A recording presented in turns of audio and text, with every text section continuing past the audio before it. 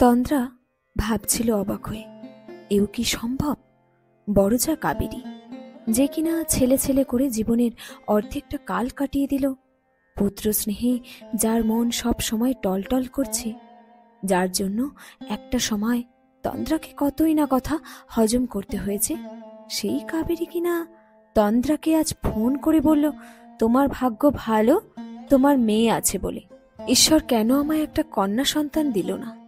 সত্যি, কথাগুলো শোনার পর থেকে মাথা যেন বোবো করে ঘুরছে।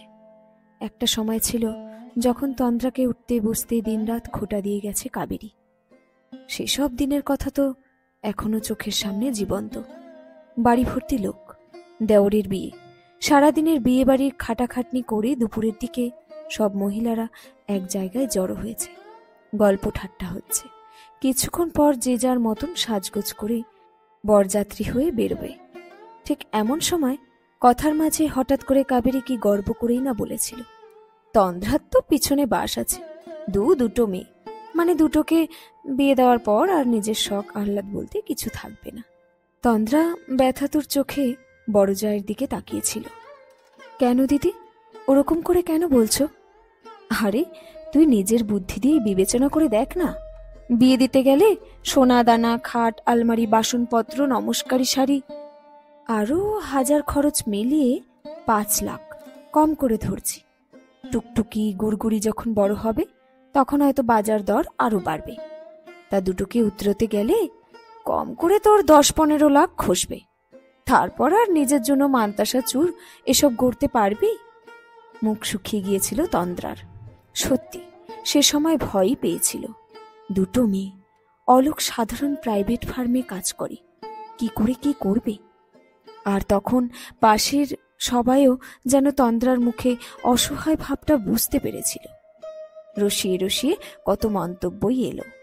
মেয়ে মানুষ নিয়ে অনেক জ্বালা, এক তো যতদিন না বড় হচ্ছে টেনশন, বড় হলে আর এক টেনশন। কেউ যেন বলেছিল, তারপর আর সুখ কোথায়, বিয়ে দিয়ে দিলে তো অন্য লোকের সম্পত্তি, তখন তো আর তোমার থাকছে না, বুড়ো বয়সে দেখারও কেউ থাকবে না। তার কথা টেনে কাবেরী বলেছিল, আরে মোদ্দা কথা, তোর 10 লাখ যাবে আর আমার 10 লাখ আসবে, ছেলে বিয়ে দিলে আমদানি তো হবেই। হাসতে হাসতে মাথা নুয়ে গিয়েছিল কাবেরীর। তন্দ্রা চুপ করে দেখেছিল সবার মুখ চোখের উত্তেজনা, এক একজনের প্রয়োজনাতিরিক্ত উল্লাস। কিন্তু সেই দিন একবারের জন্যও নিজের ভাগ্যে দুঃখ হয়নি, মেয়েদের উপর ক্রোধ বিদ্বেষও হয়নি। শুধু মনে হয়েছিল মেয়ে দুটোকে যেন মানুষের মতন মানুষ করতে পারি।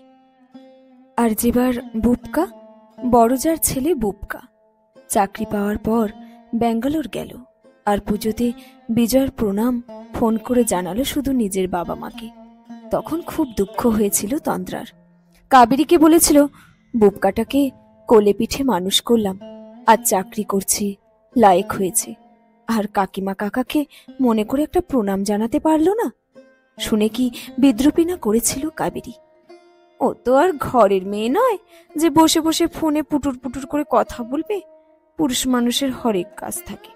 তাছাড়া ও তো আমাকে বলেছে তোদের প্রণাম জানিয়ে দেওয়ার জন্য। রাগ হয়েছিল তন্দ্রার, কথাগুলো শুনে বলেছিল, এ আবার কি কথা বললে দিদি, আমরা কি খুব দূরের যে ফোনে কথাও বলতে পারবে না, তোমাকে জানিয়ে দেবে? তবে বলছো বুবকা ভাবে আমরা পর? তা শুনে হেসেছিল কাবেরী। বেশি তেজ দেখাস না তন্দ্রা, বংশে একটাই ছেলে বুবকা, তোরও 2 মেয়ে, ছোটটারও 1 মেয়ে, তোদের বয়সকালের ভরসা তো আমার ছেলেটাই রে। তন্দ্রা সেদিন আর কথা বাড়ায়নি, তবে মনে মনে ভেবেছিল, যে ছেলে ফোনে সামান্য খোঁজ খবর নেয় না, সে ভবিষ্যতে ওদের দেখবে, এ যে অবিশ্বাস্য ব্যাপার। তারপর ব্যাঙ্গালোর থেকে বুবকা কলকাতায় ফিরল। ছেলে অফিসে যাওয়ার সময় কাবেরীকে কি তৎপরতা, এই ছেলের চশমা এনে দিচ্ছে তো এই ছেলের হাত মুখ মুছিয়ে দিচ্ছে আঁচল দিয়ে, আবার কখনো ছেলের মুখের ঝাল সইছে।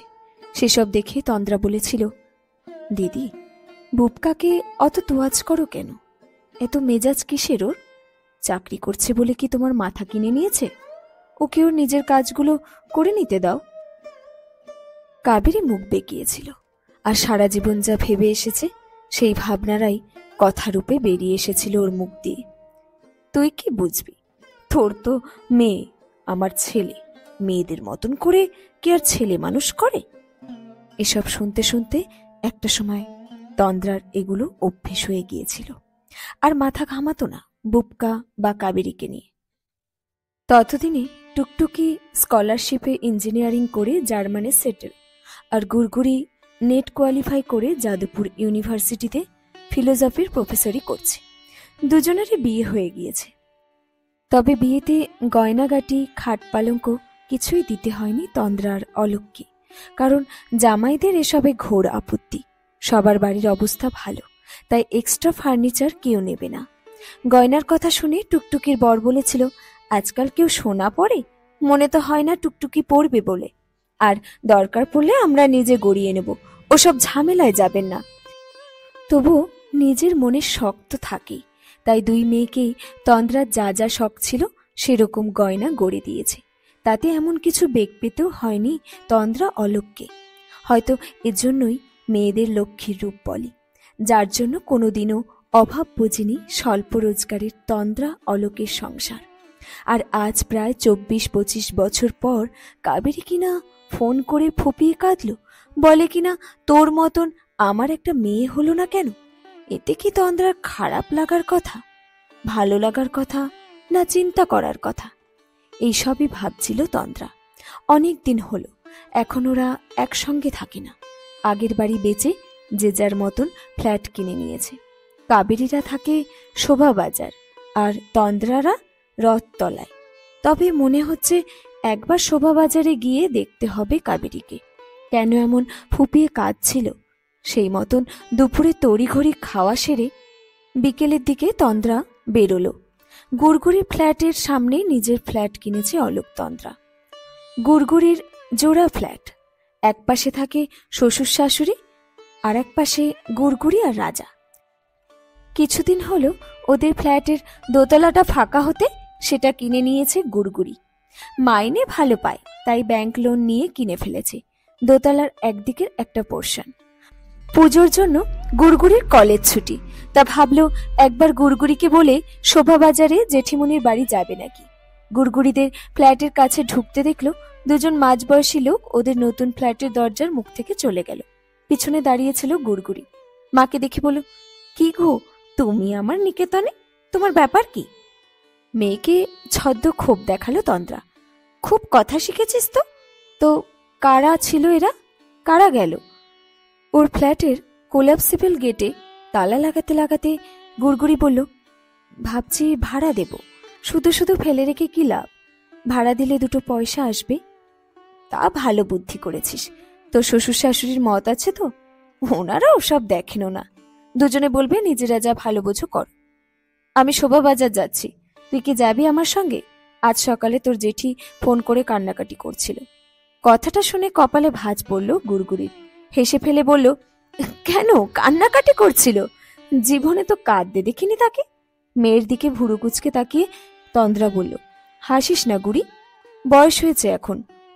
মন অমন আজকাল ছোটখাটো কথায় দুঃখ পায়, হয়তো বুবকার সঙ্গে কিছু হয়েছে।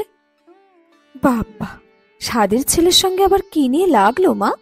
গুড়গুড়ি ইয়ার্কির ছলে বলল, জানি না বাপু, তুই যাবি তো চল, নইলে আমি একাই চললাম, সোজা সাপটা বলল তন্দ্রা।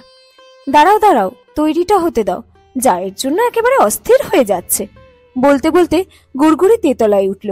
নিজের রুমে ঢুকে তৈরি হয়ে নিল গুড়গুড়ি। দুজনে একসঙ্গে বেরিয়ে পড়ল। শোভাবাজারে কাবেরী ছেলের সঙ্গে 3 বেডরুম ফ্ল্যাটে থাকে। অনেকটা এরিয়া নিয়ে ওদের ফ্ল্যাট। বুবকার রোজগার ভালো, তারপর আদি বাড়ি বিক্রি করে ভালো টাকায় পেয়েছিল ওরা।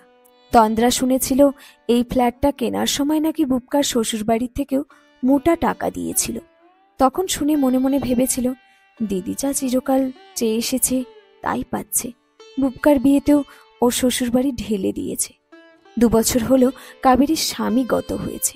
তারপর থেকে মাঝে মধ্যে কাবেরীর গলায় অসন্তোষের স্বর পেয়েছে তন্দ্রা। তা আজ এমন কি হলো যে কেঁদেই ফেলল? আজ যে শুধু কান্না তা নয়, বলে কিনা ছেলের চাইতে মেয়ে ভালো। তন্দ্রা আর গুড়গুড়ি শোভাবাজারের ফ্ল্যাটে যখন ঢুকলো তখন সন্ধে। বুবকার বউ বাড়িতে ছিল না। দরজা খুলল কাবেরী নিজেই। তন্দ্রাকে দেখে তো আবেগ সামলে উঠতে না পেরে জড়িয়ে ধরে কেঁদেই ফেলল। কি ভালো দিন ছিল তন্দ্রা, যখন তোমাতে আমাতে একসঙ্গে ছিলাম। এখন যে শুধু দিন গোনার অপেক্ষায় দিন কাটছে। তন্দ্রা ধীরে ধীরে হাত বোলালো কাবেরীর পিঠে। এমন কথা বলছো কেন দিদি? এখন তো তোমার ভরা সংসার। চোখ মুছে কাবেরী বলল, এখন আমি সংসারের গলগ্রহ। তোর ভাসুর তো আমার জন্য কিছুই রেখে যায়নি, যা ছিল সবই উড়িয়ে দিয়েছে। তারপরে এই বাড়ি ঘর দৌড়ে কি কম ঢেলেছে? এখন আমি শূন্য হাতে পড়ি। বুবকার বউ আমাকে দুদণ্ড সইতে পারে না। কাবেরীর সঙ্গে সঙ্গে তন্দ্রা আর গুড়গুড়িকে নিয়ে ওদের ড্রয়িং রুমে এসেছে। গুড়গুড়ি সোফায় বসতে যাবে, তখন হাত নেড়ে বারণ করল কাবেরী, এখানে নয়, তোরা আমার ঘরটায় আয়, আর একবার দেখে যা আমি কিভাবে আছি। তিনটে বড় ঘর বাদে রান্নাঘরের পাশে চিলতে মতন একটা স্টোর রুম। সেখানেই বাস কাবেরীর। ছোট্ট একটা চৌকি, কোনো জানালা নেই। একপাশে একটা লোহার ট্রাঙ্কে জামা কাপড় রাখা, তার উপরও হাজার জিনিস, জলের বোতল, ওষুধপত্র, কয়েকটা বাসন কোসন। তন্দ্রা চোখ কুচকে দেখছিল, বলল, তুমি কি বলছো দিদি? এখানে কি মানুষ থাকতে পারে? তোরা দেখ, দেখে বল। আবার কেঁদে ফেলল কাবেরী। খাওয়া দাওয়াতেও কি কষ্ট পাচ্ছি, আমার একই সুগার। ওরা তার জন্য আলাদা কিছু করে ভাবে না, বলে শশা খেয়ে কাটিয়ে দাও। বুবকা কিলো কিলো শশা এনে মনে করে সব দায় মিটে গেল। বাড়ির রান্না সাংঘাতিক রিচ, সবসময় তেলে ঝালে পাকা মাছ, খাসির মাংস এসব হচ্ছে। আমার জন্য কোনো সময় হালকা পাতলা রান্না করে না। কতদিন ভালো করে খাই না। আঁচল দিয়ে চোখ মুছছে কাবেরী। গুড়গুড়ির খারাপ লাগছিল জেঠিমার এমন পরিণতিতে। একটা সময় জেঠি যতই কটু কথা বলুক, তবু চোখের সামনে একজন মানুষের এত কষ্ট পেতে দেখলে মন তো সিক্ত হয়ই। তখন চুপ করে থাকাও যায় না, তাই বলল, তুমি এভাবে থাকছো কেন জেম্মা? একটা সময় দাদাকে এত কষ্ট করে মানুষ করলে, ওরা এত খেয়াল করলে, এখনো এরকম করলে কি করে চলবে? আমি তো চুপ করে থাকবো না, ও বাড়ি ফিরুক, আমি কথা বলবো। বলে কিছু হবে না রে গুড়ি, আমি কি কম বলতাম? এখন ভয় পাই, কিছু বললে শাস্তি আমাকেই যে পেতে হয়। পুজোয় ওরা 4 দিনের জন্য শান্তিনিকেতন গেল, আর আমি একা ঘর আগলে পড়ে রইলাম। খাবার দাবারের কিচ্ছু ব্যবস্থা করে যায়নি। হাতে পয়সা নেই যে দৌড়ের থেকে কিছু কিনে নিজে রেঁধে খাবো। মুড়ি, শশা, ছাতু এসব খেয়ে থেকেছি। তোরা বল, চিনি ছাড়া ছাতু খাওয়া যায়? আমি খেয়েছি। কথা চলতে চলতেই বুবকা বউ নিয়ে ফিরল। সিনেমায় গিয়েছিল দুজনে। গুড়গুড়ি আর তন্দ্রাকে দেখে চমকেছে। গুড়গুড়ি তো কিছুতেই ছাড়ার পাত্র নয়, ধরল দাদাকে। কি রে দাদা, জেম্মাকে এভাবে রেখেছিস? ফস করে উঠল বুবকা। এভাবে রেখেছি মানে কি বলতে চাইছিস তুই? ঠিক করে খেতে দিস না, একটা এমন ঘরে রেখেছিস যে পশুও থাকতে পারবে না। তোর খারাপ লাগলে তুই নিজের কাছে নিয়ে রাখ, সুগারের রুগী, সবসময় অত নোলা থাকলে হয়? নিজের কাছে 2 দিন রাখ, টের পাবি। সে তো আমি রাখতেই পারি, কিন্তু তুই ছেলে হয়ে বয়স্ক মায়ের উপর নজর রাখবি না? মানুষটা কি খেতে পারবে সেগুলো আনার ব্যবস্থা করবি না? ও, তোকে সব লাগিয়েছে। চোখ পাকিয়ে মাকে মাপল বুবকা। কাবেরী ছেলের দিকে তাকিয়ে বলল, অনেক পাপ করেছিলাম, তাই তোর মতন ছেলে পেটে ধরেছি, নইলে গুড়ির মতন একটা মেয়ে থাকতো আমার। বুবকার বউ হয়তো লজ্জা পেয়েছে। বাইরের লোক এসে ঘরের সমস্যা মেটাবে, তা যে খুব সম্মানের নয় সেটা বুঝে নরম গলায় বলল, আহা, তোমরা রাগারাগি করছো কেন? ঠান্ডা হয়ে বসে আলোচনা করলেই তো হয়। এই এক শয়তানের নাজির আমার বুবকার মাথা খেয়ে ফেলল, চেঁচিয়ে উঠল কাবেরী। তন্দ্রা কাবেরীর পিঠে হাত রেখেছে। বুবকা রোষে তাকালো মায়ের দিকে, তারপর গুড়গুড়ির দিকে তাকিয়ে বলল, দেখলি দেখলি কেমন খিচিয়ে উঠল? সবসময় অশান্তি, ছোটখাটো ব্যাপারে অশান্তি। আমি একেবারে তিতিবিরক্ত হয়ে যাচ্ছি। এখন এ বুড়ি ঘাড় থেকে নামলে বাঁচি। শুনে ডুকরে কেঁদে উঠল কাবেরী। গুড়গুড়ি ধীর স্বরে বলল, তুই শান্তিতে থাক দাদা, আমি জেম্মাকে আমার সঙ্গে নিয়ে যাচ্ছি, ওখানে ওর কোনো অসুবিধা হবে না। তুই কোথায় নিয়ে যাবি? তোর শ্বশুরবাড়ির লোক কেন মেনে নেবে? প্রতিবাদের সুরে বলল বুবকা। কাবেরী কান্না থামিয়ে বাচ্চাদের মতন জেদ ধরে বলল, আমি গুড়ির সঙ্গেই যাব, ওর বাড়ি কাজ করে খাবো, তাও আমি গুড়ির সঙ্গেই যাব। তন্দ্রা বলল, তুমি আমার কাছে থাকবে দিদি? মাথা নাড়ছে কাবেরী। গুড়ির উপর আমার জোর আছে। ও কি তোর একার মেয়ে? ও আমারও মেয়ে। প্রথম চাকরি পেয়ে ও আমাকে আর তোকে একই রকম দুটো ঢাকাই দিয়েছিল। আমি জানি গুড়ি আমাকে কতটা ভালোবাসে। আঁচল চোখে চেপে ধরল কাবেরী। জেঠিমাকে কাঁদতে দেখে গুড়গুড়ির চোখেও জল চলে আসছিল। বুবকার সঙ্গে আর কোনো কথা না বলে কাবেরীর কয়েকটা শাড়ি কাপড়, ওষুধপত্র, প্রেসক্রিপশন, জ্যাঠার কিছু জিনিস স্মৃতি হিসেবে ব্যাগে পুরে গুড়গুড়ি কাবেরীকে নিয়ে বেরিয়ে এলো। কাবেরীকে গুড়গুড়ি ওদের নতুন যে ফ্ল্যাটটা কিনেছে ওখানে রাখবে ঠিক করেছে। তন্দ্রা একা বাড়ি ফিরে এলো। ওরা দুজন গুড়গুড়ির ফ্ল্যাটে চলে গেল। তন্দ্রা জানে গুড়গুড়ির কাছে কাবেরীর যত্নের কোনো ত্রুটি হবে না। জামাইও বেশ ভালো, কোনো বাদ সাধবে না। রাস্তায় গুড়গুড়ি বলছিল, কলেজে বেরোবার আগে আমি নিজে হাতে জেম্মার জন্য রান্না করে দিয়ে যাব। আমাদের কাজের লোকটাকে কয়েকটা টাকা বাড়িয়ে দিলে জেম্মার কাজটা করে দিয়ে যাবে। তারপর আমার শ্বশুরবাড়ির লোক আছে, আমি আছি, রাজা আছে, জেম্মাকে দেখভাল করার কোনো অসুবিধে হবে না। এসবের সবই জানে তন্দ্রা, বুঝতেও পারছে আজকের পরিস্থিতি। তবু বারবার স্মৃতির আঙিনায় ফিরে ফিরে আসে অতীত, ঘুরে ফিরে আসে কত কথা। এই কাবেরী কিনা একসময় বলেছিল, তোর 10 লাখ যাবে, আমার 10 লাখ আসবে। শেষ হলো আজকের গল্প। পরিণতি, কলমে রিমা বিশ্বাস।